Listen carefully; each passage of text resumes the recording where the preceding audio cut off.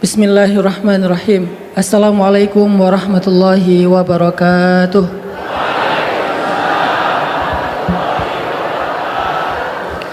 Alhamdulillahi rabbil alamin. Alhamdulillahilladzi la yukhayyibu man amalah wa la yaruddu man sa'alah wa la yaqta'u man wasalah wa la yaslubu man syakarah wa la yakilu man tawakkala alaih. Ashhadu an la ilaha illallah wahdahu la syarika lah wa ashhadu anna sayyidana Muhammadan abduhu wa rasuluhu alladzi la nabiyya ba'dah. Allahumma salli ala sayyidina Muhammadin wa ala alihi wa ashabihi wa sallim. Rabbi shrah li sadri wa yassir li amri wahlul 'uqdatan min lisani yafqahu qawli. Allahumma inna nas'aluka ilman nafi'a wa qalban khashi'a wa lisanan dzakira wa amalan salihan maqbula. Rabbana hab lana hukman wa alhiqna bis salihin. Pertama-tama kita bersyukur kepada Allah Subhanahu wa taala untuk nikmat yang luar biasa yang Allah berikan kepada kita. Akhir-akhir ini kita semakin tahu betapa beruntungnya kita sebagai umat Islam yang ada di Indonesia. Kita bisa duduk dengan nyaman dalam masjid yang megah dan berkah ini, Masjid Darussalam, yang insya Allah ini akan menjadi salah satu mercusuar peradaban di Indonesia. Mudah-mudahan masjid ini menjadi madrasah para syabab Islam Indonesia, menjadi rahim yang melahirkan para rahilah, para pengangkut beban di antara anak-anak muda. Karena hari ini kita menyaksikan tentang keadaan saudara-saudara kita di Gaza, Palestina, yang Allah berikan kepada mereka keberkahan dalam bentuk yang berbeda. Negeri mereka mubarak, berkah dengan darahnya para syuhada. Makanya ketika Allah menjelaskan tentang negeri Syam atau Filistin, Palestina, Allah menambahkan kalimat berkah. Subhanalladzi asra bi'abdihi lailan minal masjidil haram ilal masjidil aqsa alladzi barakna haulah. Dan keberkahan itu, kata para ulama, diantaranya adalah keberkahan karena banyaknya para nabi di sana. Kemudian juga keberkahan orang-orang beriman, terutama di akhir zaman. Di antara orang-orang beriman yang paling tangguh, yang paling sabar, yang paling tabah, sabat fi sabilillah itu ada di halaman atau sekitar Masjidil Aqsa. Sehingga dengan menyaksikan video-video tentang kondisi Palestina, Gaza hari ini, harusnya kita lebih banyak bersyukur kalau kita bisa duduk menimba ilmu, duduk bersama teman-teman kita, bisa beraktivitas dengan nyaman. Nikmat iman, nikmat aman, nikmat kemudahan yang kita dapatkan itu adalah anugerah yang layak kita syukuri. Alladzi at'amahum min ju' wa amanahum min khauf. Dan kita tidak akan pernah lupa untuk selalu mendoakan saudara-saudara kita di Palestina, khususnya di Gaza. Allahumma a'izzal Islam wal muslimin wa adhillash syirka wal musyrikin wa dammir a'da'aka a'da'ad-din. Allahumma ansur ikhwanana al muslimina fi Filistin. Allahumma ansur ikhwanana al mustad'afina fi Gaza. Allahumma unsur ikhwanal mujahidina fi Filistin. Allahumma saddid ramyahum. Allahumma wahid sufufahum wa saddid ramyahum washfi jarhahum wa taqabbal syuhada'ahum warham amwatahum wa amwatal muslimin. Allahumma alif baina qulubihim. Allahumma inna nas'aluka an tuharriral masjidal aqsal mubarak min aidil ghasibin, amin ya rabbal alamin. Yang saya muliakan ayahanda kita, kakak-kakak kita, guru-guru kita yang ada di depan. Ini saya nggak enak duduk di atasnya. Izin ya. Oh ya.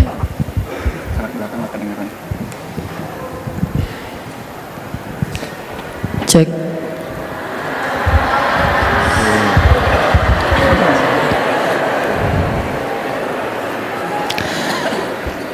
Semoga ayahanda dan juga guru-guru kita semuanya diberikan taufik oleh Allah Subhanahu wa taala.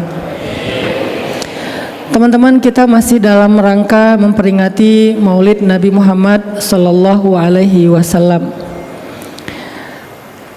Allah Subhanahu wa taala berfirman di dalam Al-Qur'an surat Al-Ahzab ayat 21. A'udzu billahi minasy syaithanir rajim. Bismillahirrahmanirrahim.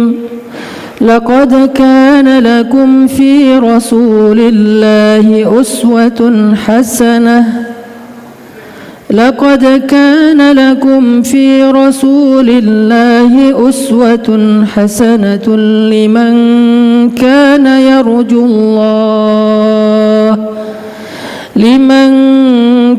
يرجو الله واليوم الآخر وذكر الله كثيرا. صدق الله العظيم.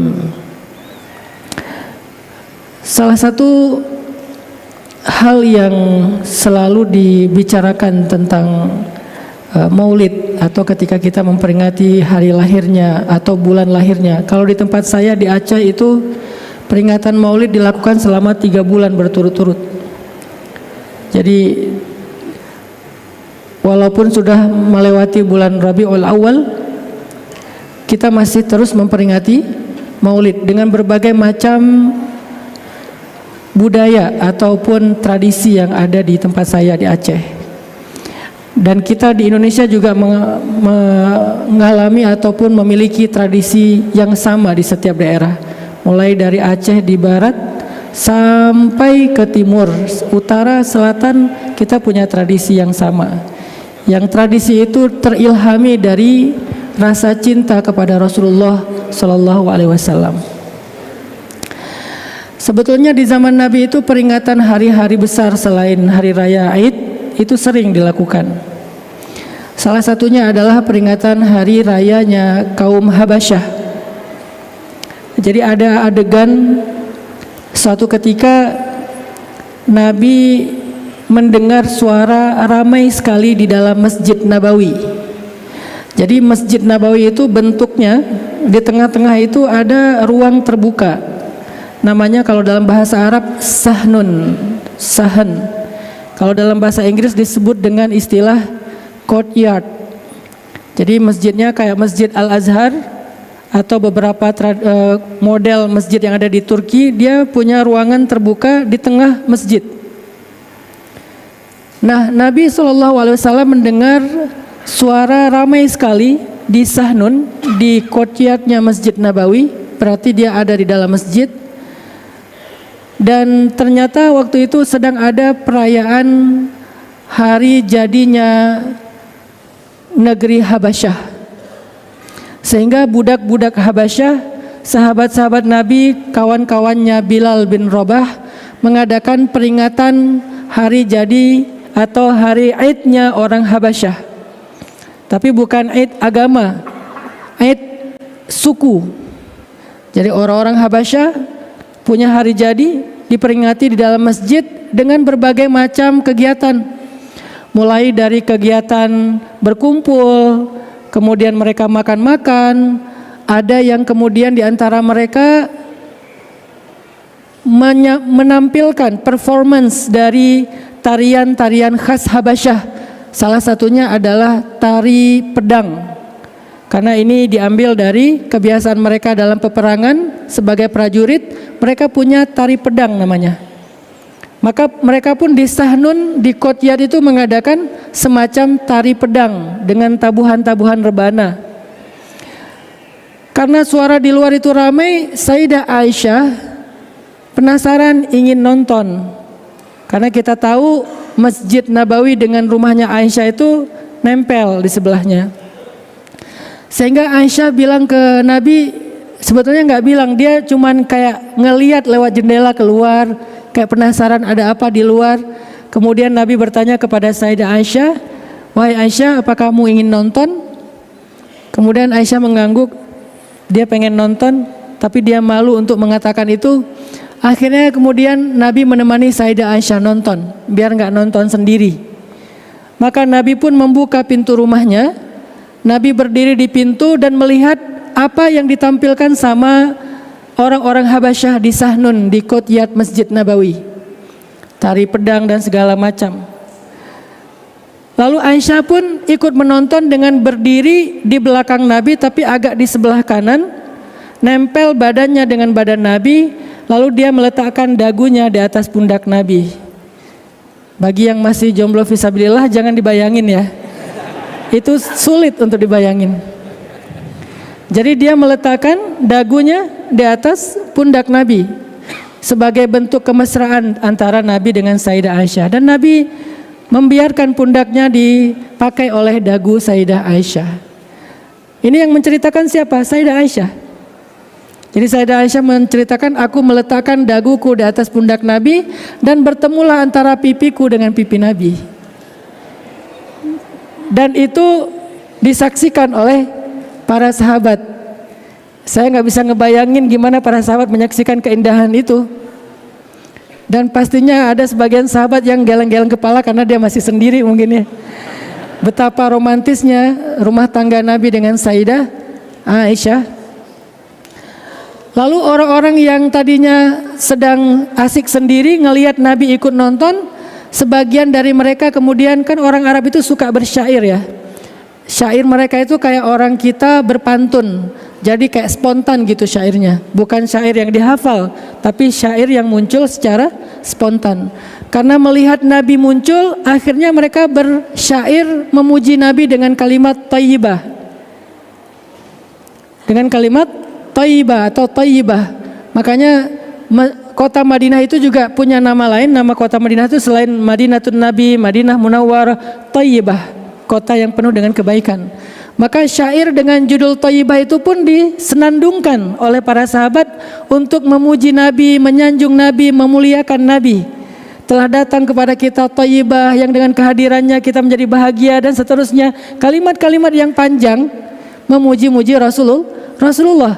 Dan semuanya mereka berbahagia dengan kedatangan Nabi yang tadinya perform tentang tarian perang. Mereka makin semangat untuk menunjukkan keahlian dan kebolehan mereka karena ditonton langsung oleh Rasulullah sallallahu alaihi wasallam. Setelah beberapa lama Nabi nonton bersama Sayyidah Aisyah, karena ngerasa udah agak rame nih, kemudian Nabi nanya kepada Aisyah, "Aisyah, udah belum?" Aisyah menjawab dengan manja gitu. Sehingga pipinya kembali menempel di pipi Nabi. Karena Aisyah masih senang nonton, akhirnya Nabi menemani lagi beberapa saat. Ditanya lagi sama Nabi, "Udah belum Aisyah?" Kata Aisyah. Sampai 3 kali Nabi mengatakan udah ya. Akhirnya Nabi pun masuk ke dalam rumah dan selesailah cerita oleh Sayyidah Aisyah dalam adegan tersebut. Apa pelajarannya di sini? Manuskrip atau literasi tentang kehidupan Nabi yang intimate, yang personal, yang romantis, yang mungkin bukan hanya tentang ibadah tapi tentang entertainnya, sedikit yang kita tahu. Sehingga dengan kesedikitnya kita tahu tentang Nabi, kita kadang-kadang jadi ngerasa bahwa apa yang kita lakukan ini seolah-olah tidak ada dalil. Bahwa seolah-olah yang kita lakukan ini tidak ada contoh. Sebetulnya bukan gak ada contoh, kita yang tidak mengerti. Kita perlu baca lebih banyak lagi. Ternyata di zaman itu mereka kehidupannya asik banget. Nabi dengan para sahabat itu saling menghargai. Dan kita tahu cerita ketika di rumah Sayyidah Aisyah, Nabi Aisyah itu menyaksikan anak-anak kecil itu pada bernyanyi, anak-anak perempuan kecil, kemudian dan bernyanyinya menggunakan alat musik rebana gitu. Kemudian Abu Bakar datang, lalu Abu Bakar memarahi mereka dengan mengatakan, "Kenapa kalian menggunakan seruling-seruling setan di rumah Nabi?" Kemudian Nabi mengatakan, biarkan mereka wahai Abu Bakar, hari ini adalah hari Aidnya mereka. Hari Aid di sini bukan Idul Fitri, Idul Adha, tapi hari jadi suku mereka. Dan Nabi SAW itu sering sekali menghargai mereka yang sedang berhibur dengan hiburan-hiburan yang mereka suka, selama itu bukan hiburan jahiliyah. Apa itu hiburan jahiliyah? Pertama, ada perempuan yang ngedance, itu hiburan jahiliyah. Yang kedua, syairnya tentang permusuhan. Orang jahiliyah itu suka menyampaikan syair-syair permusuhan. Yang ketiga, membangga-banggakan nenek moyang dan menjatuhkan suku yang lain. Itu adalah hiburan jahiliyah. Kalau bukan hiburan jahiliyah yang isinya syairnya syair-syair kebaikan, thayyibah dan seterusnya, maka Nabi membiarkan mereka. Bahkan Nabi suka dengan orang-orang yang memiliki suara yang indah untuk berhibur di antara mereka, walaupun sebaik-baik hiburan itu adalah mendengarkan bacaan Al-Quran. Tapi uniknya tahu nggak apa? Ketika Nabi mendengar suara Abu Musa al-Ash'ari membaca Al-Quran, dan kita tahu beliau salah satu orang yang bacaannya suaranya indah, Nabi mengumpamakan suara Abu Musa itu dengan apa? Laqad utita mizmaran min mazamiri ali Dawud, kata Nabi. Sesungguhnya engkau telah diberikan seruling keluarga Daud. Menggunakan kata seruling. Apa maksudnya di sini? Kata ulama Al-Azhar, karena saya belajar di Al-Azhar, saya menghargai dari pendapat ulama yang lain. Kata ulama Al-Azhar, seandainya seruling itu adalah alat musik yang haram, seandainya seruling itu adalah alat musik syaitan, gak mungkin Nabi memuji suara orang membaca Al-Quran dengan sesuatu yang haram dan tidak baik. Harusnya Nabi menggunakan analogi yang baik. Engkau telah diberikan suara indahnya Daud. Kenapa gak ngomong gitu aja? Kenapa Nabi ngomong engkau telah diberikan seruling keluarga Daud? Itu menunjukkan bahwa Nabi tidak mempersoalkan tentang alatnya, tetapi Nabi menjaga nilai dan akhlak di dalamnya. Apa yang ingin saya sampaikan? Ternyata hal-hal yang seperti ini memperingati dalam suasana yang khidmat, dalam suasana yang penuh keakraban, dalam suasana menjaga ukhuwah. Jangankan Maulid Nabi, hari jadi Habasyah pun dibiarkan oleh Nabi, bahkan Nabi ikut menontonnya. Lalu orang-orang memuji-muji Nabi dengan syair mereka. Sebagaimana di dalam salawat kita selain bersalawat juga ada pujian-pujian kepada Nabi, Qamarun dan seterusnya ya. Itu adalah syair yang sudah biasa dibacakan oleh para sahabat sejak dulu. Bahkan ketika mereka menggali parit Khandaq, mereka ikut bersenandung dengan nasyid. Apa nasyidnya? Mereka gali parit Khandaq bersama Nabi, terus mereka bersenandung lagu gini.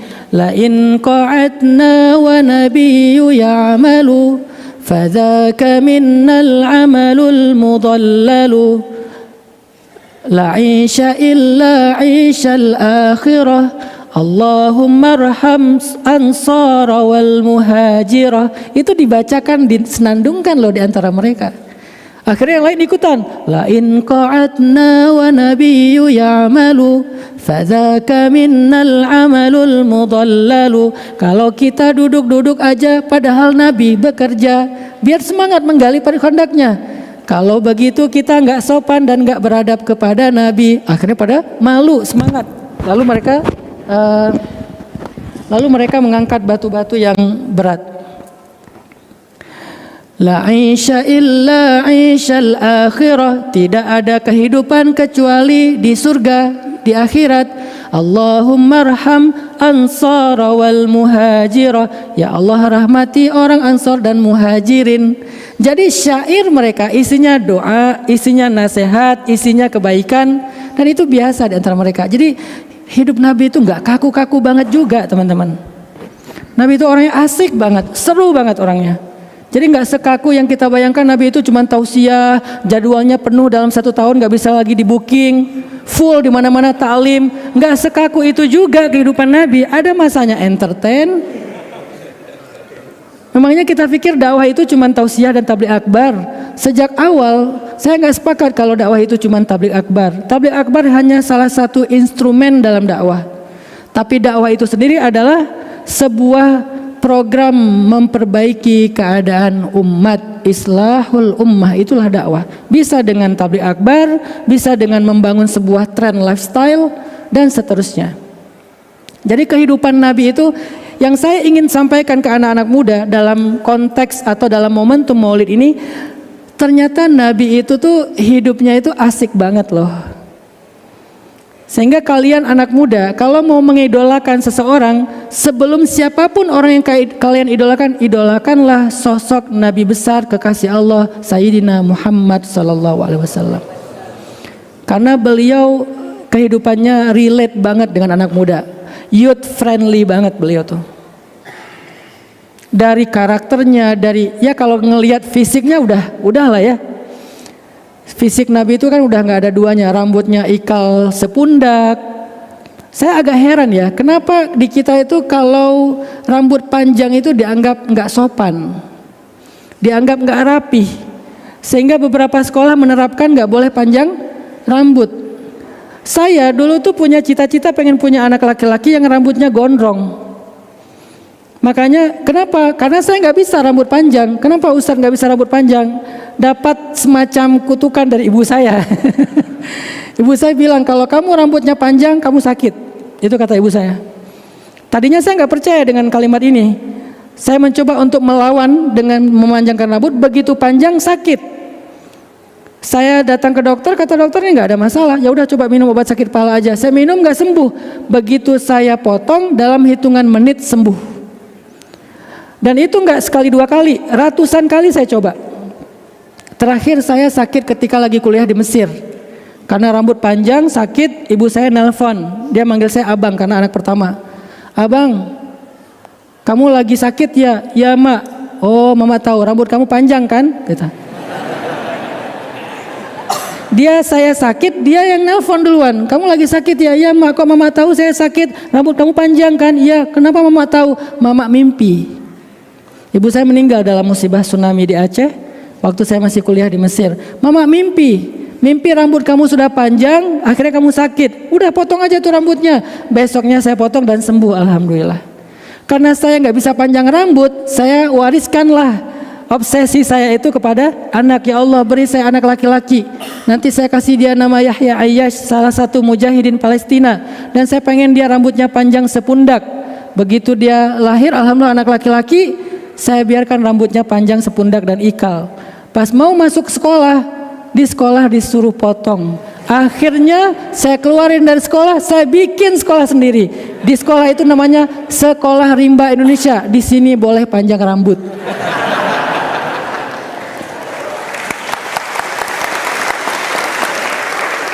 Nabi itu rambutnya 3 model ya. Pertama, jadi ini hairstylernya Nabi itu keren ya. Pertama sepanjang ini, kedua setelinga, ketiga agak pendek dikit, tetapi nggak cepak, nggak cepmek ya. Ya cuman agak panjang, tapi nggak sebawah telinga, jadi agak pendek di bawah telinga dikit sama sepundak. Artinya nggak usah kita bahas lagi lah fisik sempurnanya. Tapi yang saya pengen sharing dengan teman-teman anak muda, hobinya Nabi itu atau kehidupan pribadinya Nabi itu seperti apa untuk sangat dekat dengan kehidupan anak muda. Ternyata Nabi itu nggak sekaku itu. Kalau ada orang yang setelah berhijrah, berislam menjadi kaku, kayaknya dia perlu belajar sunnah lagi tuh. Kenapa? Karena sunnah Nabi mengajarkan kita ketidakkakuan. Sunnah Nabi mengajarkan kita keharmonisan. Sunnah Nabi ngajarin kita tentang asik, tentang jadi orang yang santai, tentang jadi orang yang respect kepada orang lain, tentang jadi orang yang lapang dada dengan orang lain. Sunnah Nabi mengajarkan kita keharmonisan dalam kehidupan sehari-hari. Nyaman banget orang di sebelah Nabi. Nggak ada orang yang di sebelah Nabi itu gerah, itu nggak ada. Nggak ada orang yang di sebelah Nabi kemudian menjadi takut, nggak ada. Nggak ada yang di sebelah Nabi kemudian jadi kayak segala nggak boleh, terus akhirnya dia putus asa dalam keislamannya. Nggak ada. Nabi itu orang yang sangat bijak. Ada seorang laki-laki bilang gini, Muhammad, aku mau masuk Islam tapi aku nggak mau berhenti berzina. Boleh nggak? Kata Nabi boleh. Apanya yang boleh? Bukan zinanya, masuk Islamnya kan gitu ya. Emang ada syarat masuk Islam itu setelah sempurna? Nggak ada kan? Orang yang masih banyak dosa pun boleh masuk Islam. Kan Islam itu untuk memperbaiki diri, bukan untuk orang baik. Untuk memperbaiki diri. Aku mau masuk Islam tapi aku nggak bisa ninggalin zina. Boleh nggak? Boleh, kata Nabi. Akhirnya dia pun bersyahadat masuk Islam. Setelah dia nyaman dalam Islam, Nabi ngajak dia ngobrol. Bukan Allah berfirman, bukan. Aku bersabda, enggak. Tapi Nabi nanya gini, apa perasaan kamu kalau ada orang yang berzina dengan ibu kamu? Marah dia. Saya bunuh tuh orang. Apa perasaan kamu kalau ada yang berzina dengan istri kamu? Makin marah. Gimana perasaan kamu kalau ada yang berzina dengan adik kamu, dengan anak perempuan kamu?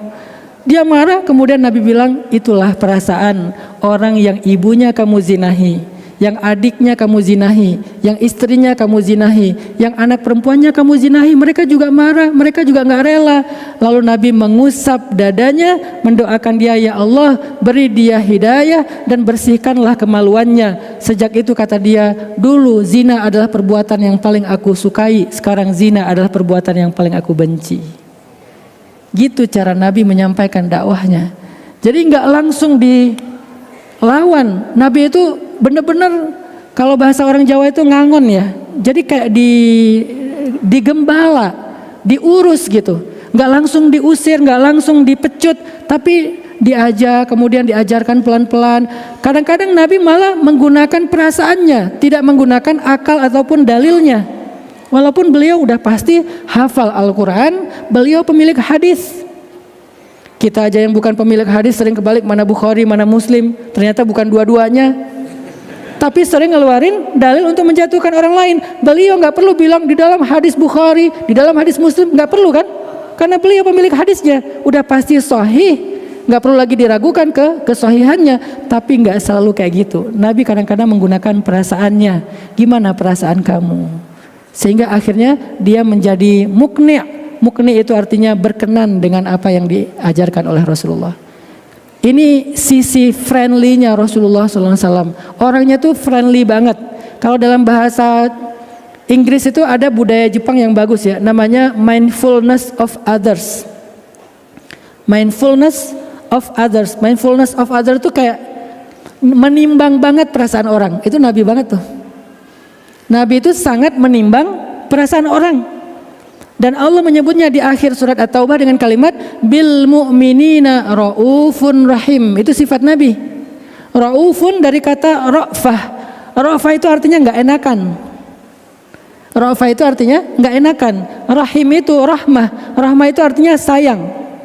Nabi punya dua sifat, ra'fah dan rahmah. Orangnya enggak enakan banget sama orang lain, sangat menjaga perasaan. Sangat menjaga perasaan Nabi itu. Pernah Nabi lagi di rumah udah capek banget, kan tamu Nabi itu banyak ya. Gak usah Nabi, para kiai, para habaib aja kan tamunya banyak ya, gak putus-putus di rumah beliau. Tapi rezekinya juga berkah, setiap ada tamu dikasih makan. Saya juga heran, ini makan sehari masaknya berapa beras gitu masaknya. Banyak banget tamunya. Apalagi Rasul. Ada tamu, sahabat-sahabat yang datang ke rumah Nabi udah agak kemalaman. Udah gitu dikasih makan sama Nabi. Jadi ngasih makan tamu itu adalah sunnah Nabi. Nabi kalau ada tamu selama beliau punya ya, karena beliau juga nggak selalu punya, soalnya hidup beliau prihatin. Kalau beliau punya dikasih makan, walaupun sederhana cuman 1 butir korma atau kalau ada roti dikasih roti. Setelah selesai makan, tamunya keasikan ngobrol nggak pulang-pulang. Nabi sebagai orang yang sangat jaga perasaan nggak tega nyuruh pulang. Ini serba salahnya orang yang punya sifat mindfulness of others, kayak apa, people pleasure gitu ya, terlalu kayak ya nggak enak gimana dong, nggak enak gimana dong. Nabi gitu banget teman-teman, sangat nggak enakan orangnya, saking baiknya beliau, saking seringnya nggak enakan beliau susah sendiri. Termasuk dalam adegan ini sahabat-sahabat enak ya makanannya ya, terus mereka nanya ya Rasulullah kalau gini gimana? Nabi jawab, nggak ada sedikit pun aura wajah Nabi yang merasa kayak udah nggak nyaman, nggak ada. Sehingga membuat sahabat makin nggak ngerti. Kalau kita kan bisa mengekspresikan udah nggak nyaman, pura-pura nanya jam berapa ya sekarang, bisa gitu kan ya?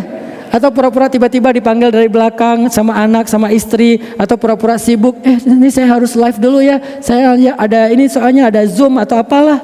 Nabi itu nggak menunjukkan wajah nggak nyaman sedikit pun. Inilah akhlaknya Rasulullah SAW, luar biasa. Gak menunjukkan wajah nggak nyaman. Sehingga walaupun beliau udah capek, beliau masih jawab pertanyaan, jawab pertanyaan, jawab pertanyaan. Kebayang kalau Nabi hidup di zaman kita pada minta foto tuh gimana tuh? Rasulullah foto dulu, aduh salah ternyata video. Rasulullah foto dulu, aduh ngeblur. Rasulullah foto dulu, aduh yang ini ke crop. Kebayang nggak Nabi nggak enaknya untuk nolak? Repot banget kan jadi Nabi kalau saking beliau baiknya. Akhirnya karena mereka nggak pulang-pulang udah larut, turunlah malaikat Jibril. Sampai harus turun Jibril nyuruh mereka pulang, bayangin. Jibril turun ketemu dengan Nabi, membawa ayat di dalam surat An-Nur, adab bertamu. Lalu dibacakanlah ayatnya. Setelah selesai Jibril kembali, Nabi bilang, barusan maaf ya, barusan saya dapat wahyu. Nabi kan kalau lagi dapat wahyu itu kayak orang yang gemeteran, berkeringat, tiba-tiba diam, dan sahabat udah tahu itu. Sehingga ketika Nabi tiba-tiba diam, kayaknya dapat wahyu nih. Ya udah sekalian kita tungguin aja. Pas udah beres adegan wahyu, Nabi bilang, barusan datang Jibril, aku diberikan satu ayat. Masya Allah, kita beruntung banget ya, malam ini bertamu malah dapat ayat. Rasulullah tolong bacakan ayatnya. Dibacakanlah sama Nabi, wahai orang yang beriman, jika kalian bertamu ke rumah Nabi, minta izinlah. Jika diizinkan maka masuklah. Setelah diberikan makan, pulanglah, janganlah kalian memperpanjang pembicaraan karena itu mengganggu Nabi. Dibacain ayatnya sama Nabi, Nabi pun membacakannya dengan gak enak hati banget sama mereka. Kebayang gak Nabi cara membacakannya? Ada wahyu barusan dari Allah, oh Masya Allah Rasul tolong bacakan. Beneran dibacain? Iya bacain. A'udzubillahi minasyaitonirrajim. Pas Nabi baca itu mereka, Masya Allah. Pas dengar ayatnya, akhirnya setelah selesai Nabi baca, maaf ya Rasulullah, astagfirullahaladzim, kami salah ya Rasulullah. Pada sun tangan Rasulullah, cium tangan Rasulullah, pada pulang satu-satu, dan Nabi akhirnya bisa istirahat. Sampai nyuruh orang pulang dari rumah aja, nunggu wahyu, coba bayangin. Saking gak enakannya Rasul, kurang friendly apa Rasulullah tuh orangnya. Ra'fah banget, mindfulness of others banget. Mikirin orang banget, jaga perasaan banget, sehingga kan Nabi nggak sembarangan. Kalau Nabi menasehati seseorang, Nabi nggak akan ngelihat ke arahnya, dan Nabi tidak akan membicarakan kepada dia atau nama dia di depan publik. Biasanya Nabi akan membicarakan secara umum. Ada seseorang yang begini, maka harusnya begini, diajarkan sama Nabi di depan umum, tapi nggak dikasih tahu. Ini loh orangnya, nggak dikasih tahu sama Nabi.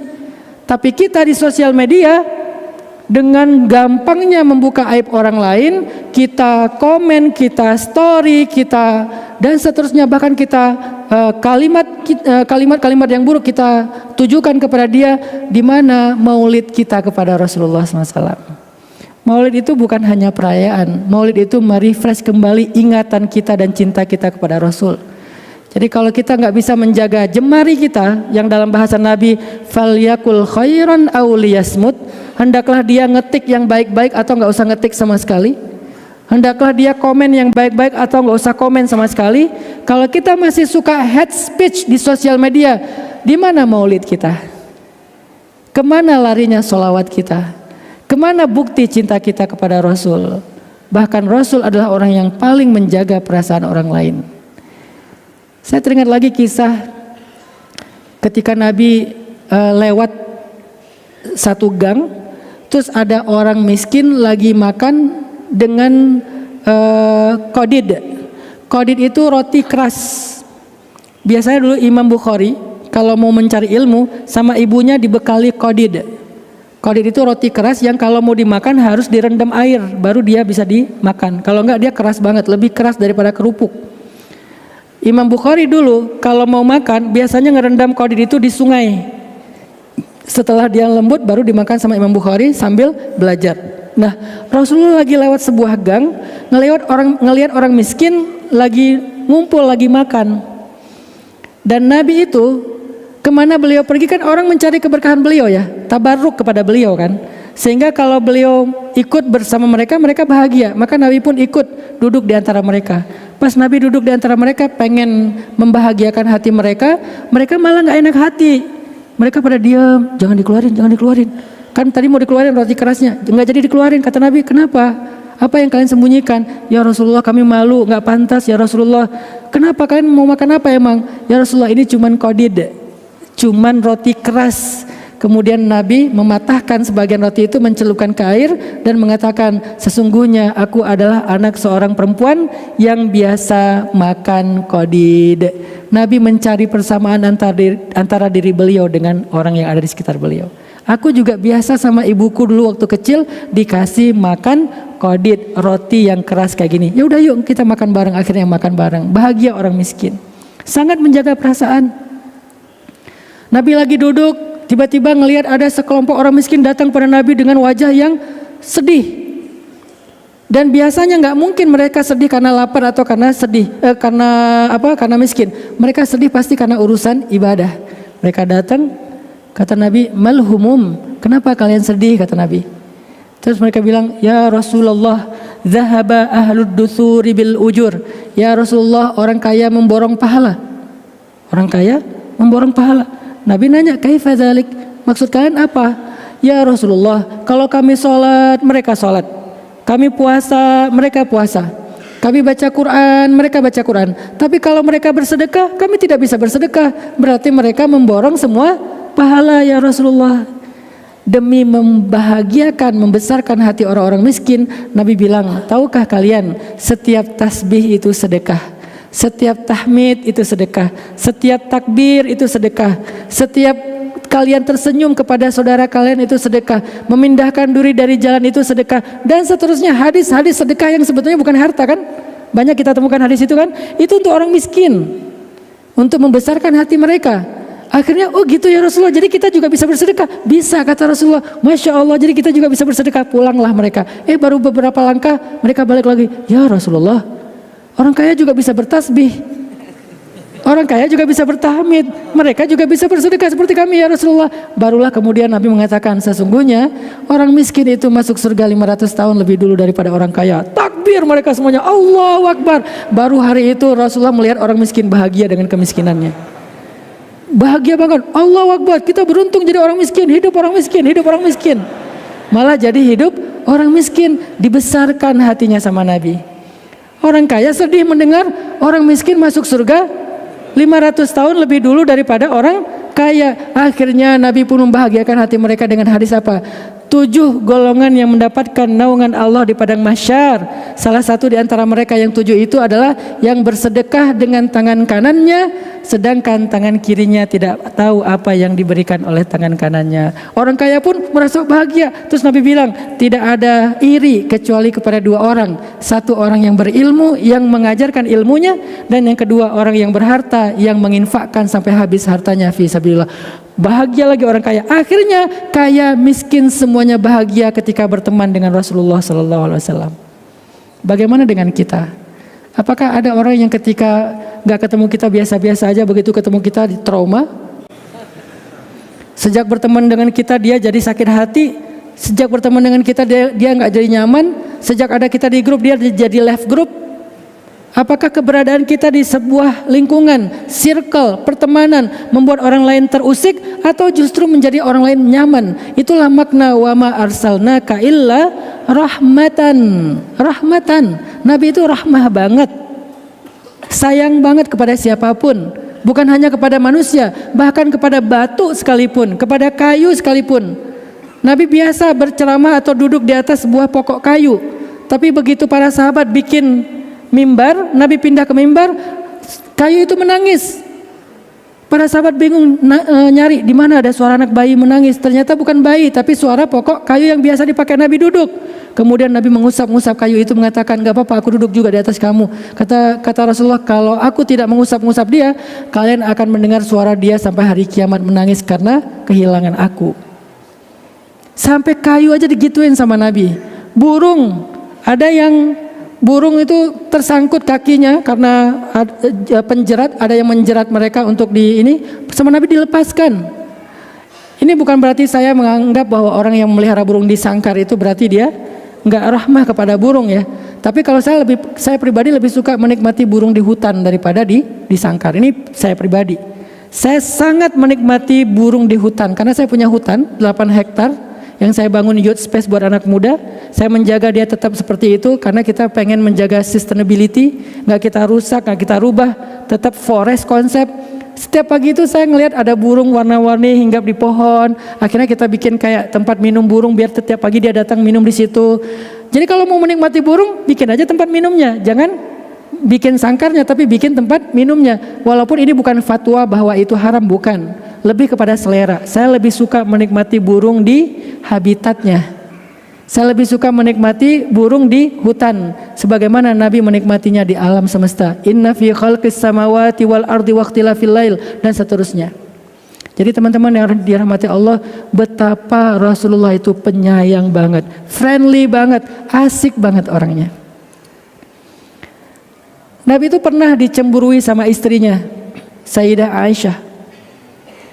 Gara-gara Nabi lama di rumah istri yang lain, terus agak telat datang ke rumah Sayyidah Aisyah. Sama Sayyidah Aisyah ditanyain, dari mana aja sih lama banget gak pulang-pulang? Enggak, dari rumahnya Maria, istri Nabi dari Mesir. Oh, enak ya makan di sana? Enggak makan apa-apa, cuma dikasih minum madu aja. Oh, pantesan kok nggak enak aromanya, gara-gara minum madu di sana ya. Akhirnya Nabi menyenangkan hati Aisyah dengan mengatakan, mulai sekarang aku nggak akan minum madu lagi ya. Akhirnya Aisyah langsung, ya udah, merasa dimenangkan gitu, diprioritaskan. Aisyah bahagia. Ternyata Allah nggak rela. Tiba-tiba turunlah ayat, ya ayuhan nabi, lima tuharrimu ma ahallallahu lak, tabtaghi mardhat azwajik. Wahai Nabi, kenapa engkau mengharamkan apa yang aku halalkan bagimu? Pengen nyenengin istrimu ya, kata Allah. Pengen nyenengin, tabtaghi mardhat azwajik, kamu pengen nyenengin istrimu ya? Jangan gitu wahai Muhammad. Akhirnya pas hari besoknya Nabi ke giliran rumah Sayyidah Hafsah, Nabi bilang kepada Hafsah, Hafsah ada madu enggak? Karena madu itu adalah minuman favorit Nabi. Nabi itu suka banget sama madu. Makanya ketika Nabi berhenti minum madu, buat Aisyah itu sesuatu banget. Tiba-tiba istri bilang, aku sesak nafas nih. Kenapa? Oh, gara-gara rokok aku ya. Ya udah, mulai sekarang aku nggak akan ngerokok lagi. Tapi aku vape. Diganti dengan vape misalnya, biar lebih wangi gitu kan. Kayaknya aku mual deh. Kenapa? Gara-gara aku makan durian ya. Mulai sekarang aku nggak akan makan durian lagi misalnya. Artinya ada makanan favorit yang rela ditinggalkan suami itu gara-gara nyenengin istri. Itu Nabi banget tuh. Apa hobi suami? Futsal. Mah, aku futsal dulu ya. Kamu baru pulang udah pergi lagi. Itu kan kode kan. Suami itu harus bijak membaca kode. Jangan nunggu jelas banget baru ngerti. Kalau udah jelas banget itu caps lock biasanya. Kalau udah di caps lock dikasih tanda seru itu udah bahaya, mulai perang dunia ketiga itu. Makanya kalau dikasih kode cepat ngerti. Kamu baru pulang udah berangkat lagi. Oh, ya udahlah aku temenin kamu aja. Padahal udah siap dengan kaos kaki, dengan sepatu, teman-teman udah pada nunggu. Batal gara-gara istri. Itu cewek senang banget punya suami yang kayak gitu banget tuh. Dan Rasulullah gitu banget loh. Suka madu, tapi beliau berhenti minum madu gara-gara pengen nyenengin Sayyidah Aisyah. Tapi karena dilarang sama Allah, akhirnya pas di rumah Hafsah nanya, Hafsah di mana madu? Hafsah kaget, ternyata kemarin Sayyidah Aisyah ngomong ke Hafsah, kan mereka tuh akrab banget. Jadi istri Nabi itu ada dua kelompok. Yang saya pakai bahasa geng. Geng itu bukan gangster ya. Tolong jangan diedit lagi konten saya ya. Geng itu bukan gangster. Gangster itu negatif. Geng itu kalau bahasa anak muda artinya kelompok. Kita bestie lah. Ada kelompok muda, ada kelompok senior. Kalau kelompok muda ketuanya di grup itu Sayyidah Aisyah. Kalau kelompok senior ketua di grupnya Sayyidah Saudah. Nah, karena Aisyah bestie banget dengan Hafsah, pas Nabi bilang aku nggak akan minum madu lagi, Aisyah langsung ke Hafsah, tahu nggak? Rasulullah nggak akan minum madu lagi. Tapi nggak gini ya, ini zaman sekarang ya. Zaman dulu ngomong. Kata oh gitu, kenapa? Karena aku bilang jangan minum madu lagi, soalnya tadi di rumah Maria dia minum madu. Oh hebat banget kamu bisa bikin Nabi nggak minum apa yang dia suka. Pas sampai di rumah Hafsah, Nabi malah tanya, Hafsah ada madu nggak? Hafsah kaget, ya Rasulullah madu? Ya, oh akhirnya dihidangin lah madu sama Hafsah. Diam-diam Hafsah ngomong kepada Aisyah, Aisyah tahu nggak Rasulullah minum madu loh. Hah? Jadi minum madu lagi? Ya, oh jadi gitu. Udah rame lah diantara Sayyidah Aisyah sama Hafsah. Akhirnya malamnya Nabi panggil Hafsah, Hafsah boleh ngomong? Apa ya Rasulullah? Kenapa Hafsah ngomong kayak gitu ke Aisyah? Ngomong apa?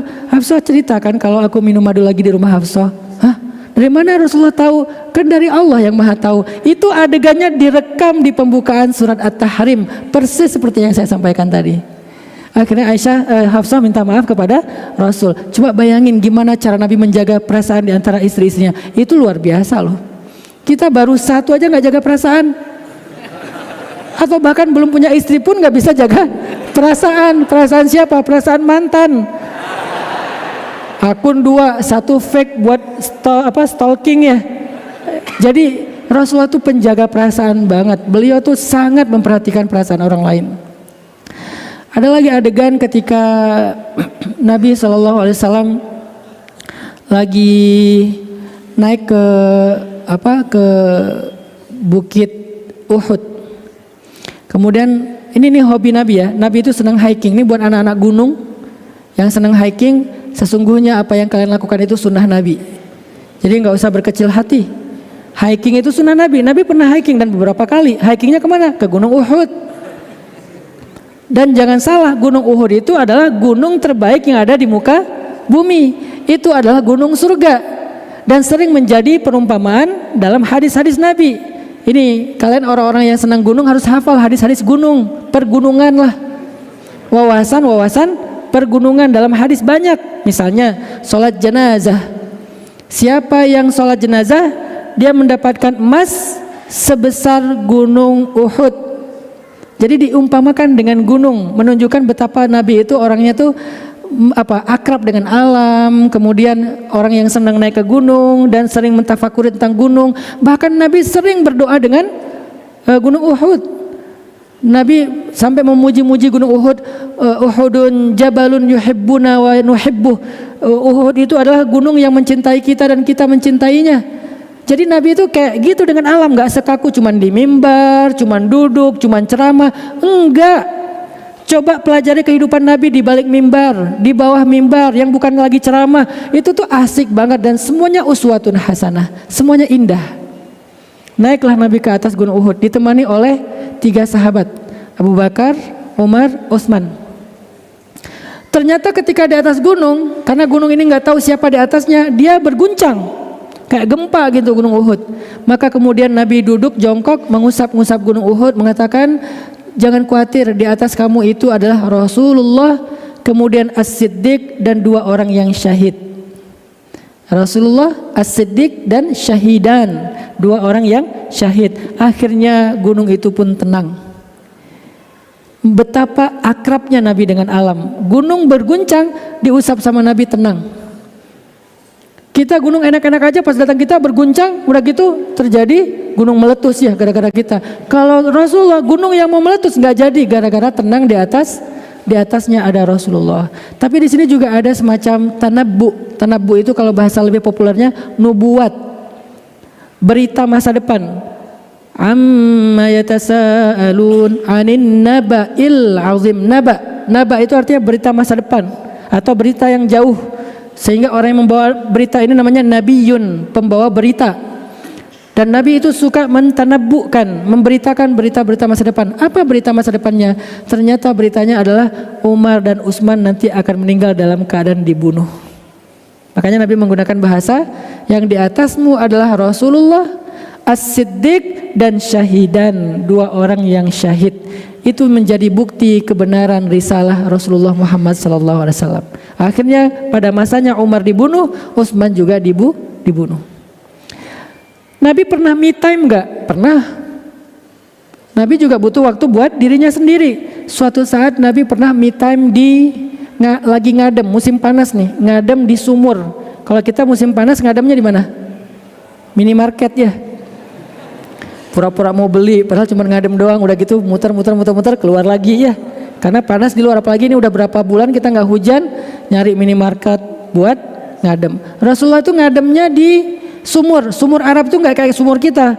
Dia tuh kayak satu ruangan besar, di tengah-tengah itu ada kayak telaga atau sumur, di sisi-sisinya tuh ada kayak pohon kurma dan dia tertutup. Nabi lagi pengen istirahat dan me time di dalam sumur. Bi'run bahasa Arab. Bi'run itu bukan cuma benda sumurnya, tapi satu tempat. Kayak kalau di kita mungkin kayak tempat pemandian, tetapi dia bukan cuma toilet.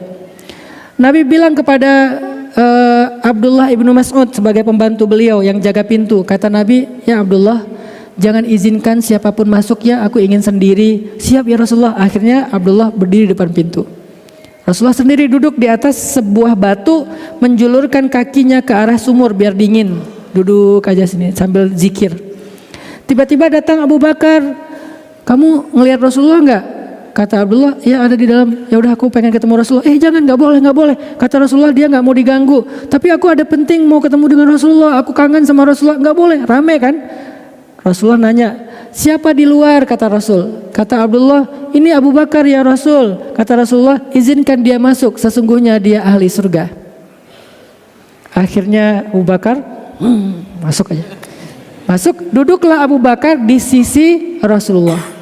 Ngobrol. Datang Umar. Kamu lihat Rasulullah nggak? Ada di dalam.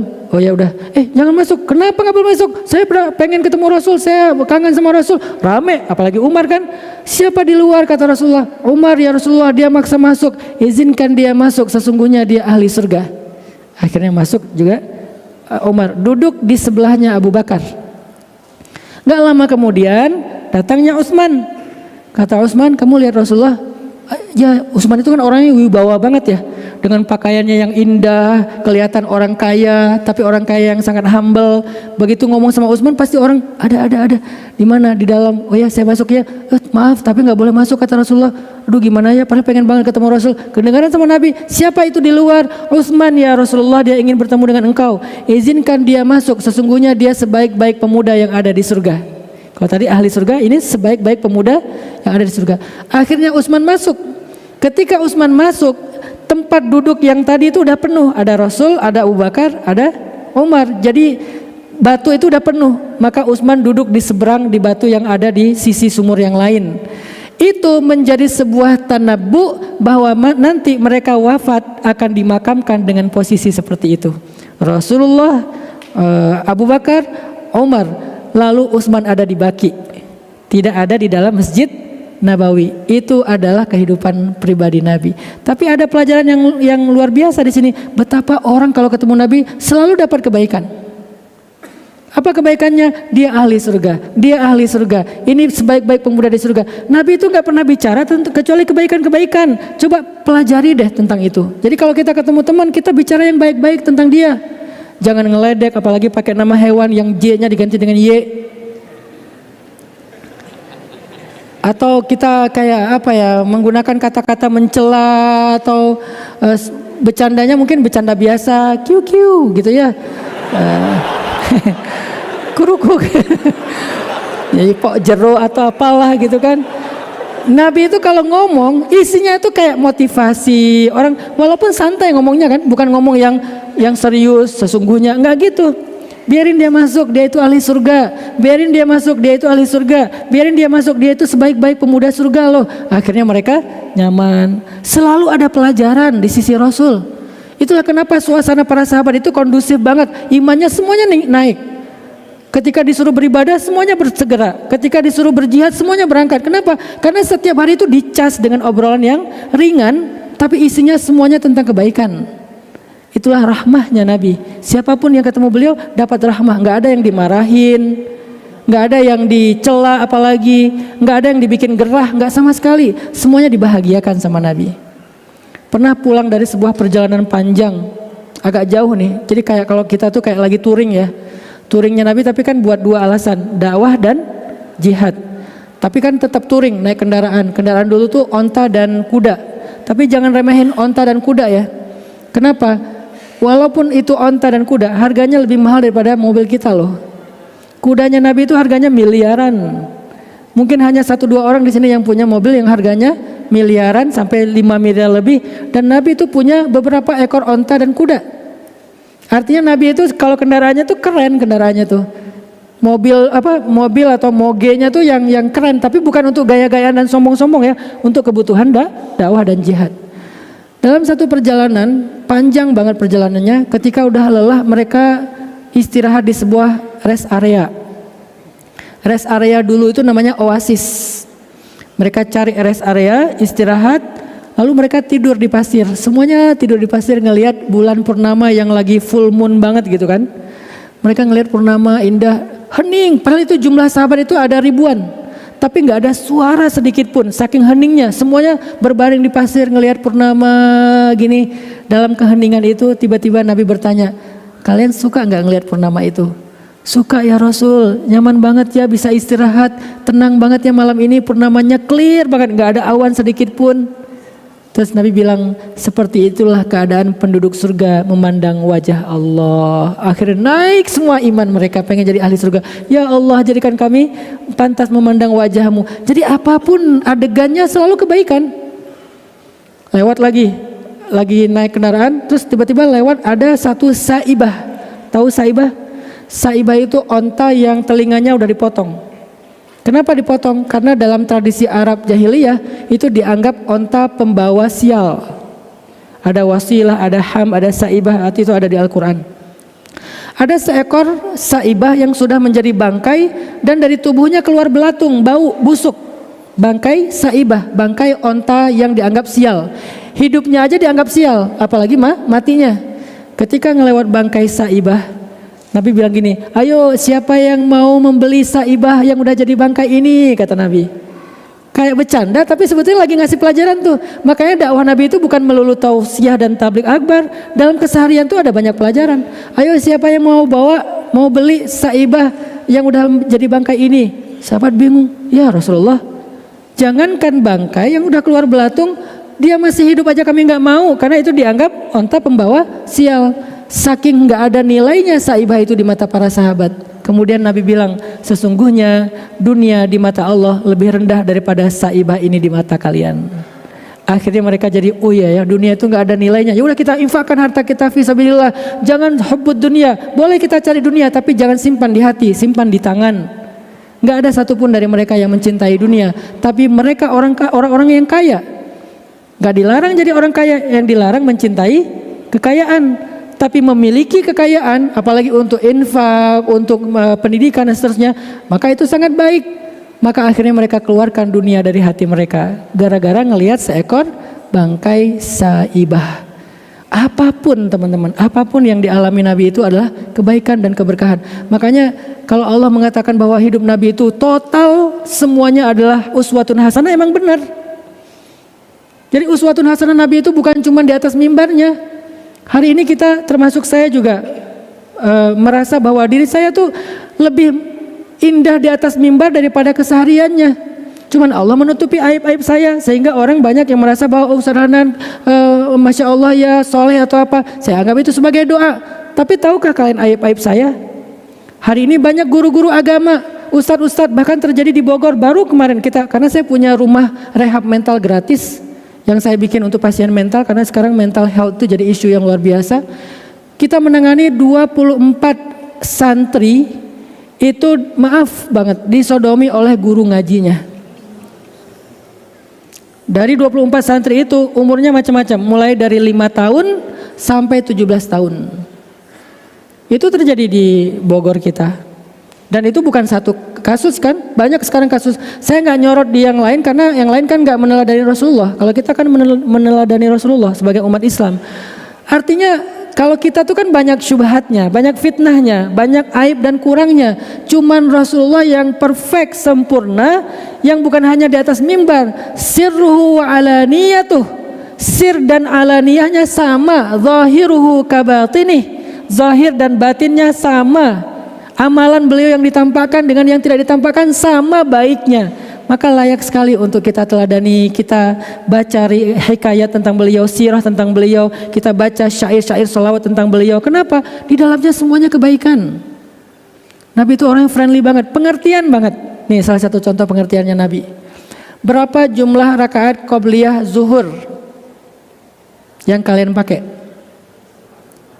Ada yang 4. Ada lagi yang lain? Ada yang 2. Ada 2 pendapat. Ada yang 4, ada yang 2. Kenapa ada 2 pendapat tentang jumlah rakaat qobliyah zuhur? Karena beda riwayat.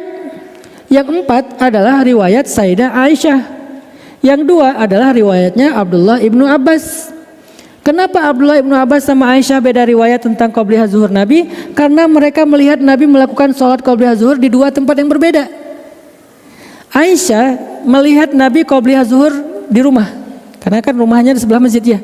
Azan zuhur, hayya 'alas shalah, beres azan, Nabi di rumah sholat qobliyah zuhur 4 rakaat. Dilihat sama Sayyidah Aisyah.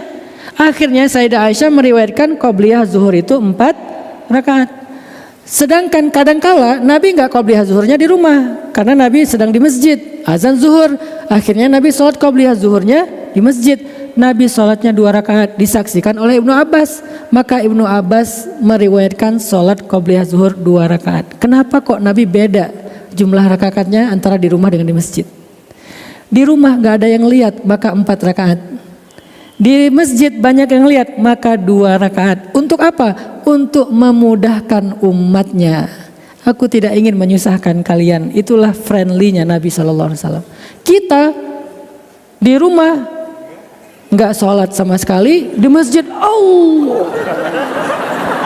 udah kayak mau silat ya, saking khusyuknya. Di rumah nggak pernah. Sholat subuh jamaah dengan duha, tapi duhanya di masjid ya.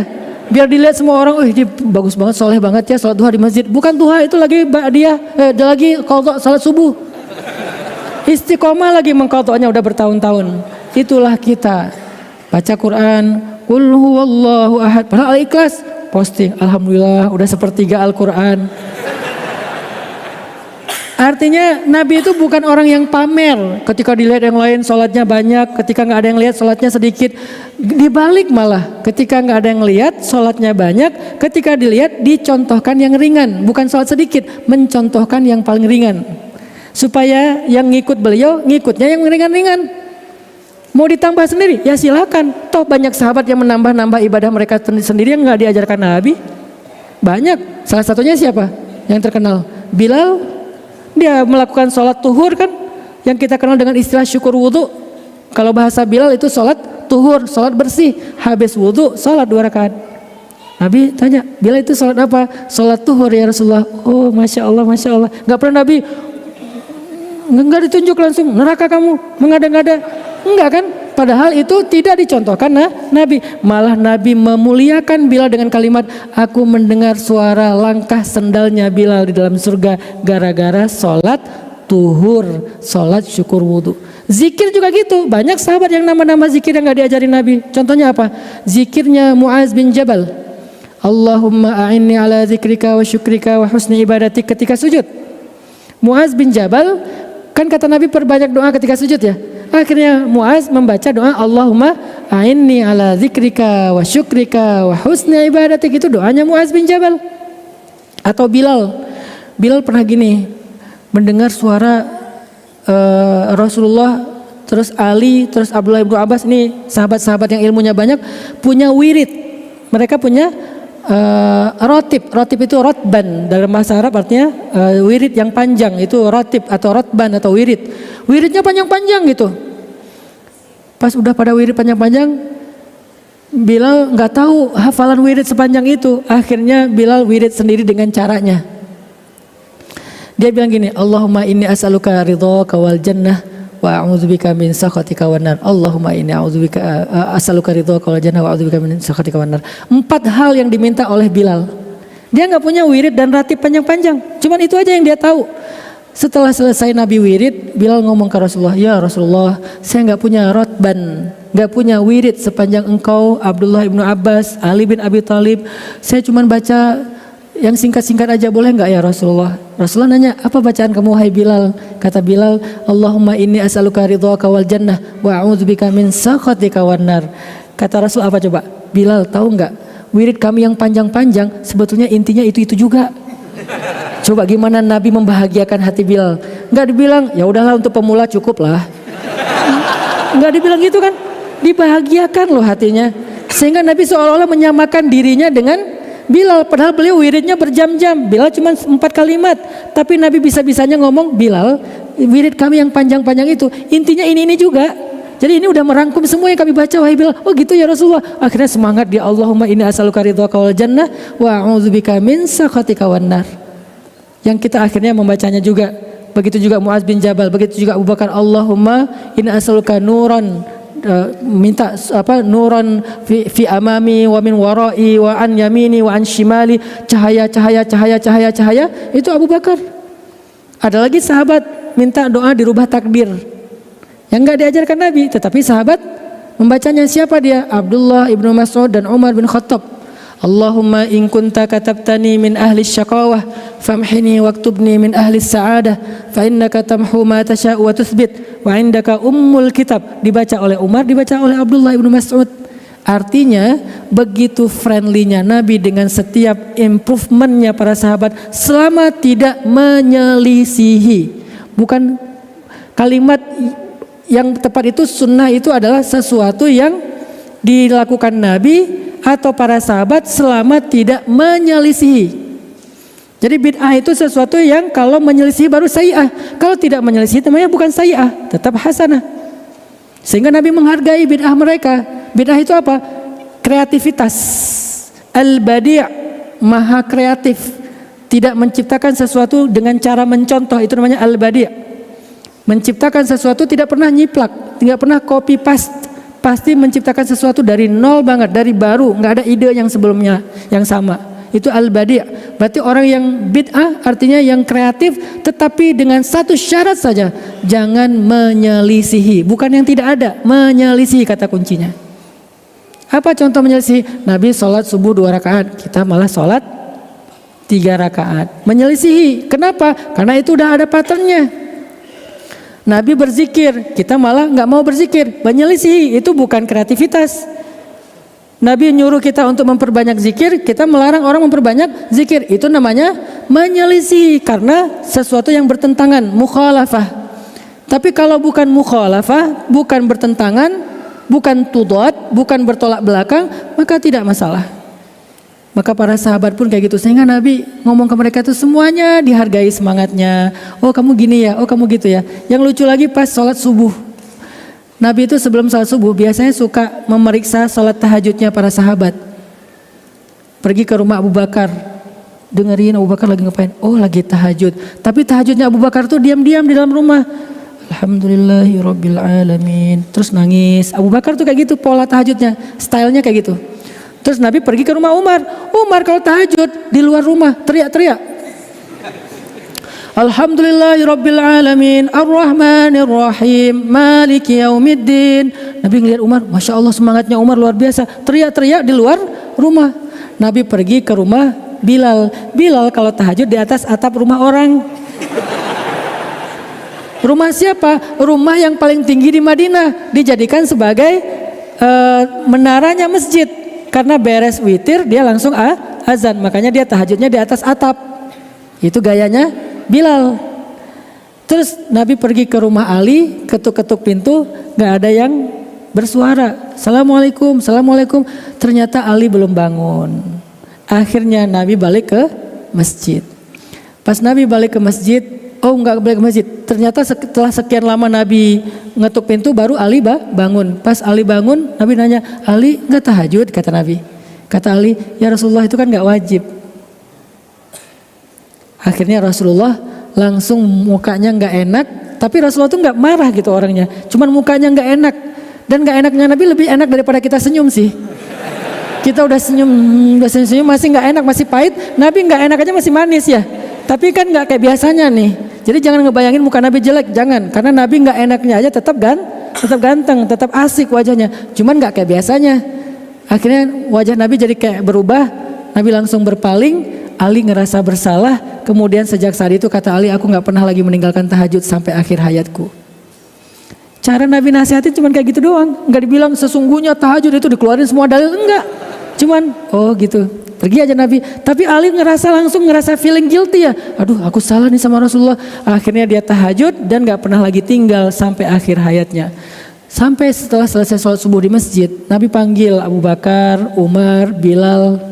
Ditanya sama Nabi, Abu Bakar, kenapa saya dengar kamu tahajudnya kok bacanya pelan banget, sampai gak kedengaran sedikit pun. Kata Abu Bakar, aku takut mengganggu orang lain ya Rasul. Abu Bakar itu orangnya kan gak mau ganggu orang. Oh, tapi jangan terlalu pelan juga, kencangin sedikit kata Nabi. Oh ya, Umar, kenapa kok suara kamu kenceng banget ya? Malah kamu sholatnya di luar dengan suara lantang. Kenapa Umar? Alasannya apa? Kata Nabi. Kata Umar, ya Rasulullah, saya sengaja melantangkan suara saya biar semua orang bangun. Kenapa? Ya biar mereka pada sholat ya Rasulullah. Masa masih tidur jam segitu? Makanya saya lantangkan suara saya. Oh, tapi kan takutnya ada yang sakit, jangan terlalu lantang juga. Baik ya Rasulullah. Jadi Nabi itu netral banget, paham banget kondisi orang. Yang terlalu pelan disuruh kencengin dikit, yang terlalu kencang disuruh pelanin dikit. Di tengah-tengah kan wasatiyah. Terus Bilal kenapa kok di atap rumah? Dia bilang jawab tadi, ya Rasulullah, saya pengen sampai mentok azan subuh saya masih dalam keadaan sholat, witir, zikir. Sehingga nanti kalau udah waktunya sholat sekalian saya ngelihat waktunya subuh. Kan dia ngelihatnya harus di tempat yang tinggi. Ini udah subuh belum ya? Ini udah subuh belum ya? Langsung saya azan ya Rasulullah. Oh ya udah. Artinya Nabi itu kayak akrab dengan sahabat, tapi dalam keakraban itu selalu ada motivasi, mengarahkan dengan cara yang bijak. Sama sekali tidak ada yang disakiti perasaannya oleh Rasulullah SAW. Bahkan orang munafik sekalipun ketika datang setelah Nabi pulang dari perang Tabuk, mereka datang minta maaf kepada Nabi, Nabi maafkan. Walaupun Nabi tahu ini munafik. Tahu nggak yang luar biasa lagi apa? Saking Nabi menjaga perasaan orang munafik, Nabi sampai membuat absen orang munafik, dan itu rahasia yang dipegang oleh hanya satu orang sahabat, namanya Huzaifah ibnul Yaman. Cuman dia yang tahu siapa orang munafik. Enggak, dia bilang orang-orang munafik hari ini yang pertama adalah enggak diumumkan, enggak diposting, enggak di sosmed, enggak di BC, enggak di status, enggak di story. Kenapa? Nabi enggak mau orang munafik itu bikin ulah. Nabi masih berharap suatu saat mereka mendapatkan hidayah sehingga nggak dibuka dulu aibnya. Maka yang tahu list orang munafik cuma satu orang di antara sahabat. Siapa dia? Huzaifah ibnul Yaman. Wahai Huzaifah, ini nama-nama orang munafik. Kenapa harus tahu? Biar nggak dimasukin dalam barisan kaum muslimin. Kalau ada perang nanti mereka bikin masalah. Kalau ada urusan mereka nggak amanah. Kan munafik itu mengkhianati amanah kan. Makanya dikasih tahu ini nama-namanya. Jadi kamu jangan pakai mereka ya. Tapi namanya itu dihafal oleh Huzaifah. Ketika Nabi sudah wafat, Abu Bakar sudah wafat, Umar jadi Amirul Mukminin. Umar datang kepada Huzaifah ibnul Yaman. Ya Huzaifah, kamu hafal kan nama-nama orang munafik yang dari Rasulullah? Ya, kenapa wahai Amirul Mukminin? Boleh tahu nggak? Nggak boleh, ini rahasia Rasulullah. Satu nama aja. Ya udah, siapa? Ada nggak nama Umar bin Khattab di situ?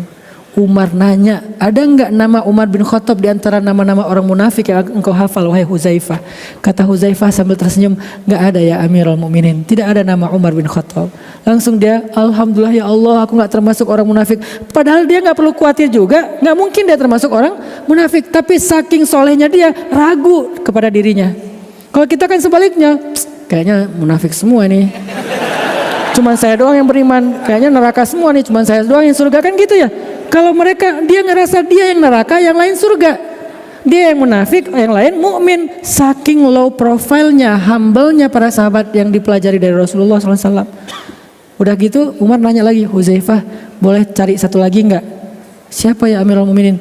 Ada enggak pejabatku, satu aja yang kamu lihat di antara pejabatku yang dia munafik? Ada ya Amirul Mukminin. Ah, ada siapa? Rahasia Rasul. Saya nggak akan membocorkan itu, kecuali namamu saja yang saya bisa bocorkan, nggak ada di situ. Tapi yang lain saya tahu ada nama pejabat kamu yang munafik ya Amirul Mukminin. Siapa? Nggak boleh. Akhirnya kalau ada pejabat Umar bin Khattab meninggal dunia, Umar tidak akan mensolati dia kalau tidak melihat Huzaifah ibnul Yaman datang mensolati dia. Kalau Huzaifah datang mensolati, oh berarti dia mukmin. Kalau Huzaifah nggak datang, oh berarti dia munafik. Masya Allah, luar biasanya Rasul menjaga perasaan. Sampai nama munafik aja dirahasiakan kepada satu orang, Aminu Rasulillah, yaitu Huzaifah ibnul Yaman. Semoga dengan cerita-cerita kecil ini yang secara acak saya sampaikan, banyak masih sirah-sirah nabawiyah yang lucu-lucu, yang kecil-kecil, yang pendek-pendek tapi berkesan. Kalian bisa baca itu di banyak buku sirah. Mulai dari buku-buku sirah yang referensial atau buku-buku sirah yang pendek. Saya bisa merekomendasikan buat anak muda ya. Salah satu buku sirah modern yang kayak baca novel itu buku sirahnya Martin Lings namanya. Judulnya Muhammad the Prophet, The Story of Prophet. Ditulis oleh Martin Lings, orang Inggris, tapi dia udah menjadi Muslim. nama Islamnya adalah Abdurrahman Siraj. Tapi nama besar di bukunya, nih saya nggak di endorse ya, cuman karena saya punya 2 buku itu, satu hard cover yang satu lagi soft cover. Saya suka baca itu kayak baca Lord of the Ring. Karena orang barat kan kalau berkisah itu kan kayak novel, cerita-cerita gimana gitu ya. Jadi pas saya baca cerita itu Rasulullah, kebayang theater of mind saya itu Rasulullah tuh keren banget. Rasulullah tuh luar biasa. Itu mungkin bisa yang untuk pembuka ya, membaca sirah yang awal. Setelah itu nanti kalian bisa membaca sirah-sirah yang lebih lengkap lagi dan lebih referensial lagi tentang Rasulullah SAW.